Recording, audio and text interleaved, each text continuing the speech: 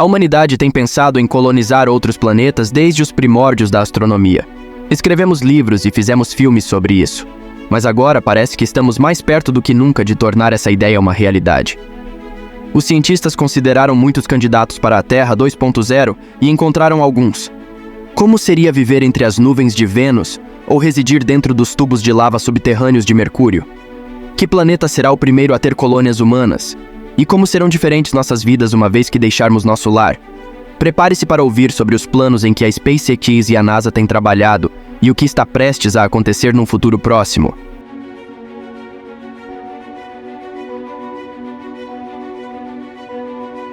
Elon Musk está convencido de que não sobreviveremos como espécie sem colonizar outros planetas. A exploração de mundos extraterrestres nos permitirá sobreviver a um possível apocalipse e também nos dará acesso a vastos recursos naturais. E o ponto de partida deve ser Marte. O chefe da SpaceX acredita que os seres humanos vão pisar em Marte pela primeira vez até 2029. E alguns anos depois disso, as primeiras colônias marcianas começarão a surgir ao redor do planeta.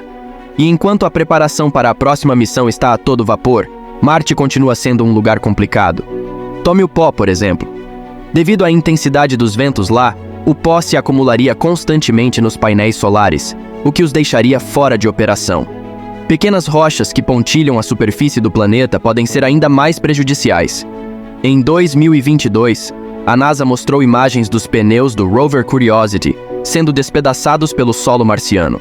De fato, Marte é bastante hostil. É muito frio e a temperatura média na superfície é de cerca de 60 graus negativos. Uma pessoa lá se transformaria rapidamente em um cubo de gelo sem algum tipo de proteção ou traje espacial. O campo magnético do planeta é muito fraco e a atmosfera é 100 vezes mais fina que a da Terra, o que significa nenhuma proteção contra a radiação cósmica. Além disso, não há nada para respirar, pois a atmosfera de Marte é uma mistura venenosa de dióxido de carbono, nitrogênio e gases de argônio. Mas com a ajuda da tecnologia moderna, tudo isso pode ser resolvido. Até a gravidade, que é quase 3 vezes menor que a da Terra, não trará muitos problemas. Embora seja necessário passar várias horas por dia em máquinas de exercício especiais para manter uma boa forma. Elon Musk já está preparando as pessoas para aterrar no planeta vermelho. Mas o voo será muito longo. A distância média entre a Terra e Marte é de 225 milhões de quilômetros. Se você estivesse dirigindo um carro a 112 km por hora, levaria 223 anos para chegar lá. No ponto mais próximo, a distância entre os planetas é de cerca de 62 milhões de quilômetros e aproximadamente 400 milhões de quilômetros no ponto mais distante. O melhor momento para voos espaciais para Marte da Terra acontece uma vez a cada 2 anos, quando as órbitas dos 2 planetas estão mais próximas. É quando a espaçonave Starship mais avançada seria lançada da Terra. Cada nave será acoplada a um foguete transportador reutilizável com 42 motores Raptor. A altura total do foguete é de 122 metros, o maior já construído, superando até mesmo o foguete lunar Saturn V da NASA. O foguete de reforço acelerará a espaçonave para uma velocidade de 8.650 km por hora. Depois se soltará e retornará à Terra. A nave levará as pessoas a Marte em cerca de 7 meses, e depois de encher os tanques com combustível feito em Marte, a nave poderá ser lançada de volta à Terra usando seus próprios motores. Para abastecer os foguetes com combustível, uma fábrica será construída em Marte para produzir metano e oxigênio líquido a partir de gelo de água e dióxido de carbono atmosférico. A espaçonave carregará 100 ou até 200 pessoas e 100 toneladas de carga.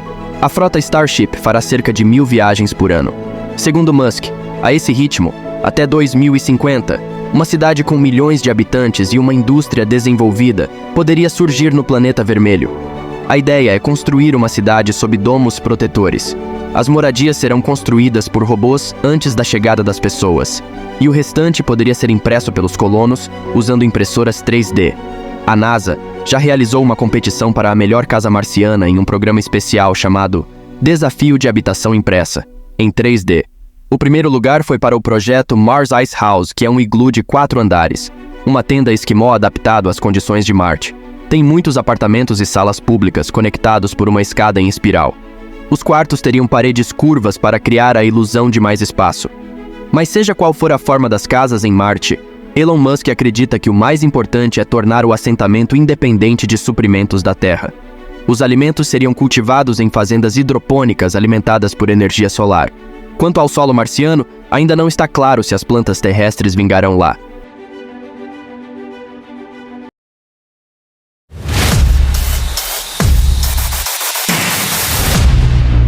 Recentemente, o solo lunar foi testado nesse mesmo sentido. Se houver colonos na Lua, eles precisarão pelo menos parcialmente se prover de alimentos. Para descobrir se isso funcionaria, cientistas da NASA e da Universidade da Flórida semearam culturas verdes em regolito lunar e cinzas vulcânicas e adicionaram uma solução nutritiva. Arabidopsis thaliana, um parente de vegetais crucíferos, brotou perfeitamente nessa mistura. E isso elevou o ranking da Lua como um local para a colonização.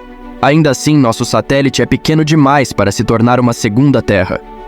Os cientistas estão considerando todos os planetas do Sistema Solar que poderiam se tornar um substituto pleno para nosso lar, até mesmo Mercúrio.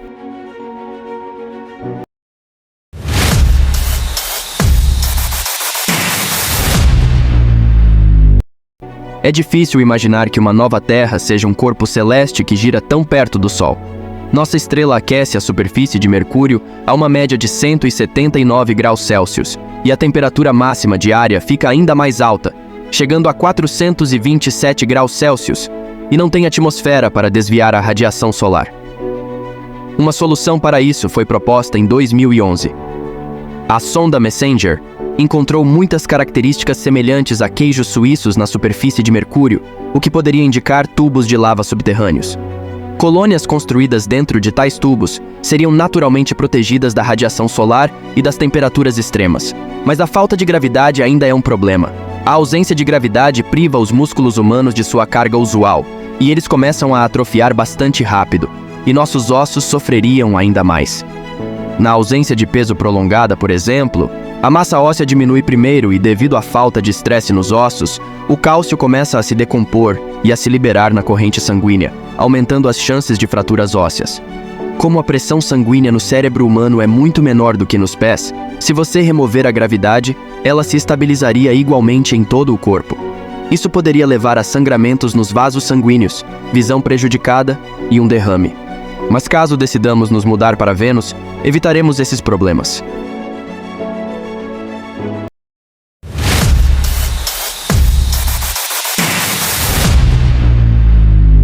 A gravidade do planeta é quase igual à da Terra.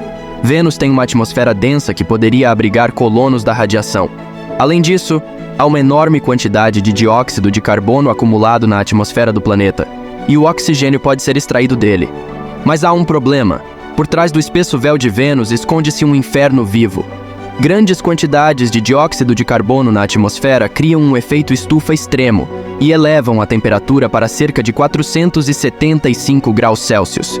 A pressão atmosférica em Vênus é cerca de igual à pressão a uma profundidade de 900 metros abaixo d'água na Terra. Assim, mesmo as sondas mais protegidas sobreviveriam apenas por algumas horas antes de serem esmagadas pela pressão atmosférica gigantesca. A alta atmosfera do planeta também está inundada de chuva ácida venenosa, muitas vezes mais corrosiva do que a chuva mais ácida em nosso planeta. E o vento? A uma velocidade de 360 km por hora, arrasta tudo em seu caminho. Então, por que os cientistas ainda consideram colonizar um planeta tão horrível? Acontece que Vênus esconde um lugar como a Terra. A uma altitude de cerca de 50 quilômetros, há uma região com níveis de pressão e gravidade quase semelhantes ao encontrados na Terra, e a temperatura lá é de cerca de 30 a 50. Portanto, construir habitats flutuantes por trás das nuvens do planeta pode ser uma boa ideia. A equipe da NASA já começou a desenvolver o conceito operacional de altitude elevada de Vênus. A missão inicial previa um dirigível com 129 metros de comprimento e 34 metros de altura, protegido de altas temperaturas apenas com uma fina camada externa. Uma ideia era usar uma mistura de nitrogênio e oxigênio como gás de elevação para o dirigível, tornando seu volume total habitável. Isso faria com que o dirigível fosse mais leve que a atmosfera venusiana, permitindo que flutuasse acima das nuvens. E como Vênus está perto do Sol, haveria uma abundância de energia solar, o que significa que não haveria problemas com energia para alimentar habitats flutuantes e resfriar o dirigível. Mas nos confins do Sistema Solar, há outro ótimo local para os colonos.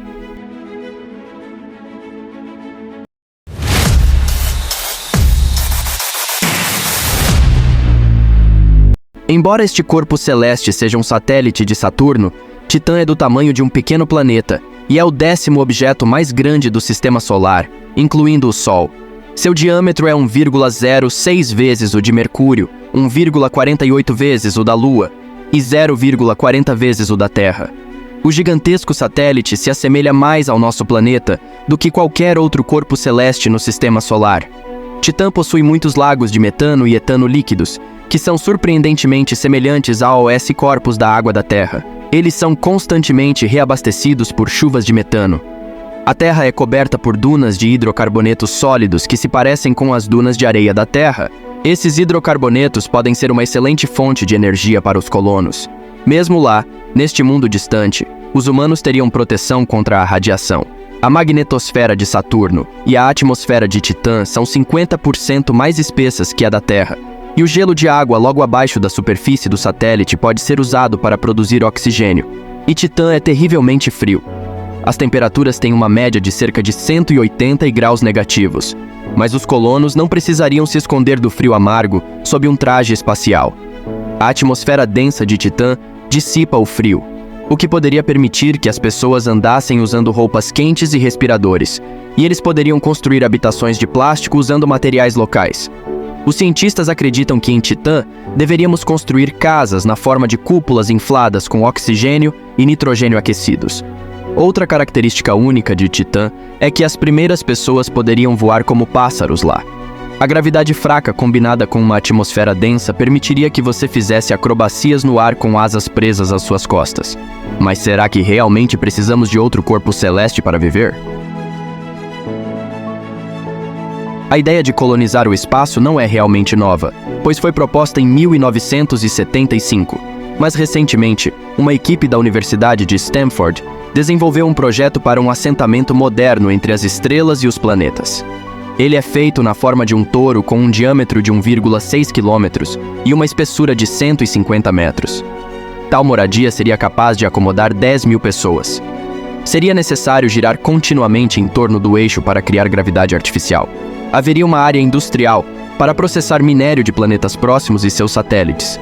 A escória restante poderia ser descartada do lado de fora, pois se tornaria um escudo confiável contra todos os tipos de radiação. Na área habitável, cada colono receberia um apartamento separado, localizado em diferentes níveis. Todos eles seriam conectados por escadas em espiral, onde as pessoas frequentemente se veriam de cabeça para baixo. O efeito ocorreria como resultado da rotação constante da estrutura. Os cientistas já estão fazendo planos para colonizar exoplanetas semelhantes à Terra perto de outras estrelas. Mas você acha que podemos chegar tão longe? Compartilhe seus pensamentos com um comentário e dê um like se gostou do vídeo. Para garantir que você não perca nada incrível acontecendo em nosso universo, fique ligado aqui se inscrevendo. Obrigado por assistir.